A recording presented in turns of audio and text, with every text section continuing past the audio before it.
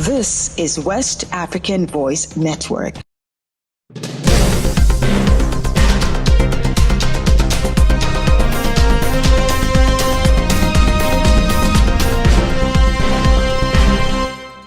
Hello and welcome to Newswave on West African Voice Network. I am Suleiman Kabore. Our bulletin begins in Ghana as the country orders evacuation of nationals from Iran amid escalating Middle East tensions. The Ghanaian authorities have initiated the immediate evacuation of its citizens from Iran, citing growing insecurity in the region following the escalation in hostilities with Israel. The directive issued on Monday comes as part of urgent measures to protect Ghanaians living abroad. The Ministry of Foreign Affairs and Regional Integration confirmed the decision, stating that the rapidly deteriorated security situation in the Middle East necessitated swift action. The Ghanaian embassy in Tehran has been temporarily closed and arrangements are underway for the evacuation of all nationals, including diplomats, students, and professionals via land routes. In a related development, the Ghanaian mission in Tel Aviv is operating at minimal capacity, with consular services remaining available. Ghanaians residing in Israel have been advised to stay in close contact with embassy officials and to exercise heightened caution. We move now to Burkina Faso as the country unveils new military academy to boost defense training. Burkina Faso has announced the construction of a new military academy aimed at strengthening the capacities of its armed forces. President Captain Ibrahim Traoré made the declaration during his recent visit to the Central South region, where he addressed cadets and military officials at the graduation ceremony of the 24th cohort of the George Namuano Military Academy (AMGN) in Po.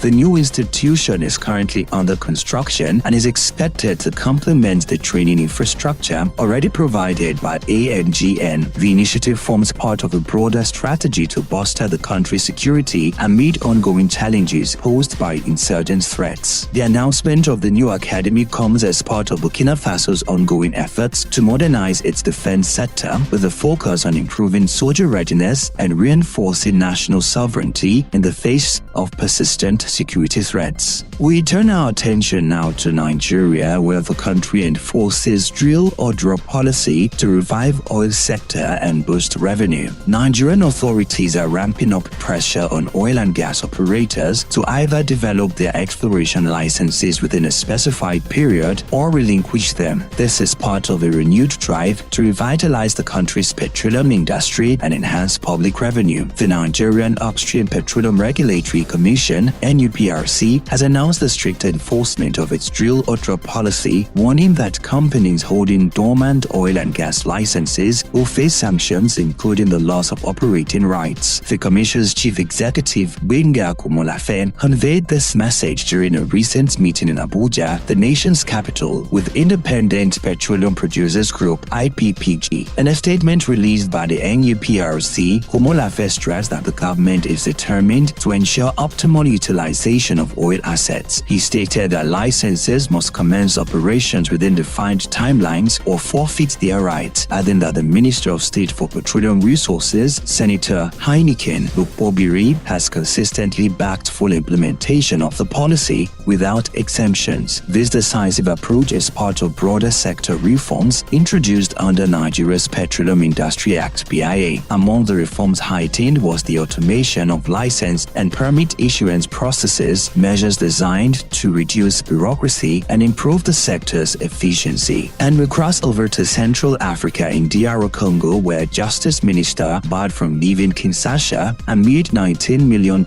misappropriation probe. The Democratic Republic of the Congo's Minister of State for Justice, Constant Mutamba Tungumba, has been formally prohibited from leaving the capital city, Kinshasa, as part of an ongoing legal investigation into alleged misappropriation of public funds. This development follows a decision by the Attorney General at the Court of Cassation, Firmin Bonde Mambo, who issued an official directive to the General Directorate of Migration (DGM), instructing that Minister Mutamba be restricted from leaving outside the city. The restriction stems from legal proceeding initiated after the National National Assembly voted to lift his parliamentary immunity. The travel ban was issued one day after a decisive vote held during a plenary session of the National Assembly on Sunday, 15 June. Out of 363 lawmakers present, 322 voted in favor of authorizing legal proceedings against the Justice Minister, while 29 opposed the move and 12 abstained. The vote was conducted in accordance with Articles 153 and 166 of the National Constitution. The case centers on a controversial $19 million